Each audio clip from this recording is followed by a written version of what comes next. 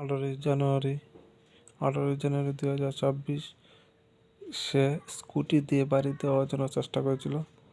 তো আমি আগের ভিডিওর মধ্যে স্কুটির কথা উল্লেখ করিনি, এখন উল্লেখ করছি যে সে স্কুটি দিয়ে বাড়ি দেওয়ার জন্য আমার সাইকেলের উপর তুলে দেওয়ার জন্য চেষ্টা করেছিল। তার জন্য আমি প্রশাসনের কাছে আবেদন করছি, প্রশাসন যেন তার বিরুদ্ধে আইনত ব্যবস্থা নেয় এবং সে আগেও তার নামে মামলা করা হয়েছিল, কিন্তু তাকেও কোনো অ্যারেস্ট করেনি। সে আগেও আমাকে মারতে আসে, মারবে এভাবে প্রাণঘাতী হামলা হুমকি দিয়েছিল। তার জন্য আমি প্রশাসনের কাছে আবেদন করছি, প্রশাসন যেন তার বিরুদ্ধে আইনত ব্যবস্থা নেয়। জয় হিন্দ।